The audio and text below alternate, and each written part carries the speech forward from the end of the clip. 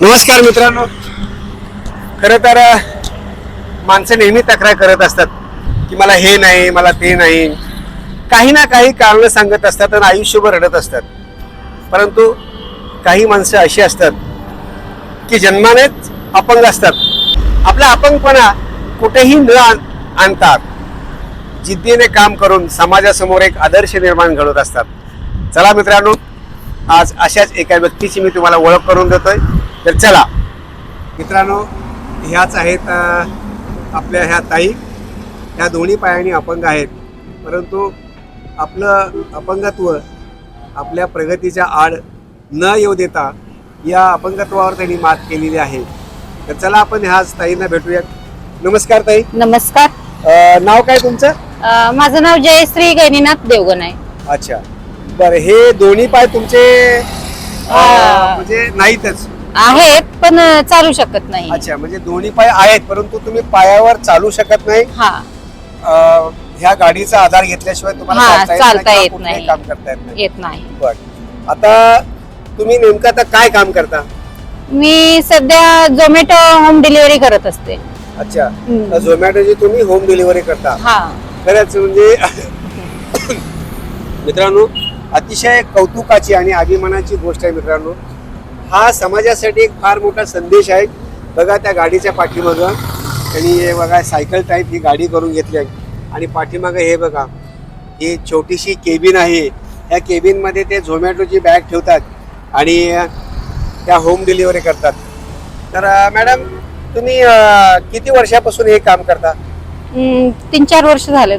3-4 वर्ष झालं. बरं, किती पगार मिळतो तुम्हाला? पर ऑर्डर 60 रुपये आहे. पहिला 80 रुपये होता, आता कमी झालेला आहे. पर ऑर्डरला 60 रुपये आहे. मिनिमम दिवसाला आम्ही 700-800 रुपये पहिला कमवत होतो. म्हणजे 700-800 रुपये तुम्ही पर डे करत होतो. म्हणजे अतिशय अभिमानाची आणि गौरवाची गोष्ट आहे ताई. तुमचा एक समाजासमोर आदर्श आहे. तर हल्लीची जी पिढी आहे, मोबाईल मध्ये अडकलेली पिढी आहे, तर ह्या पिढीला तुम्ही काय संदेश द्याल? माझा एवढाच संदेश आहे, आज जगात पैसा आहे तर सगळं आहे. बरोबर.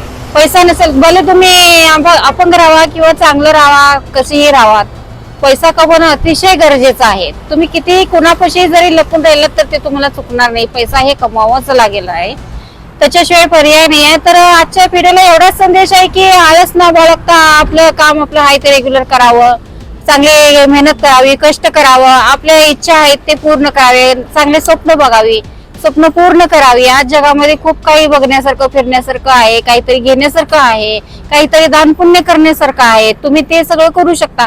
आपल्या आयुष्यात आपण कुठेतरी कमी असल्यामुळं आपल्याला ते होत नाहीये किंवा आपण करत नसतो. आपले पुण्य किंवा पाप म्हणा जे आपल्याला करू देत नसतात. पण ह्या गोष्टी न बाळगता आपण की मेहनत करावी, कष्ट करावी, जिद्दीनं पुढे जाण्याचं सामर्थ्य आपण घ्यावं आणि चांगल्या प्रकारचं काम करून आपण आपलं आयुष्य सुंदर आणि छान असं जगावं. असं हेच मी आजच्या पिढीला सांगेन. मोबाईलची जास्त व्यसनी पडू नका, मित्रमैत्रिणी जास्त अडकू नकात, आपल्या आई वडिलांकडे लक्ष द्या, आपल्या करिअरकडे लक्ष द्या. आपले जे तुम्हाला आई वडील कष्ट मेहनत करून जे शिकवतात तुम्हाला, त्याच्याबद्दल तुम्ही त्यात चांगल्या पद्धतीने शिका, तुमच्या पायावर तुम्ही उभं राहा.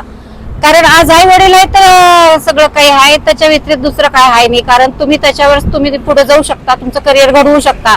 आज जर तुम्ही फालतू व्यसनीकडे चाला, व्यसन करायला लागलात, दुसरं काही करायला लागलात, आज तुम्ही मेहनतीकडे लक्ष दिलं नाही, शिक्षणाकडे लक्ष दिलं नाही, तर हाय ते आई वडिलांचं ते व्यर्थ जाणारच आहे. त्याच्यानंतर तुमचं आयुष्य सुद्धा व्यस्त जाणार आहे आणि खराब होणार आहे आणि त्यात तुम्हाला काहीही मिळणार नाही. त्याच्यासाठी मी एवढंच सांगेल की आजच्या पिढीला सतत आपलं जे आई वडिलांनी लावलेलं आहे, आपलं शिक्षण म्हणा, आपली जॉब म्हणा, आपलं काय घर परिवार असेल म्हणा, ते आपल्या जबाबदारीवर आपण व्यवस्थित सांभाळ करून जपावं. हे एवढं मी 2 शब्द माझे सांगते. Thank you so much.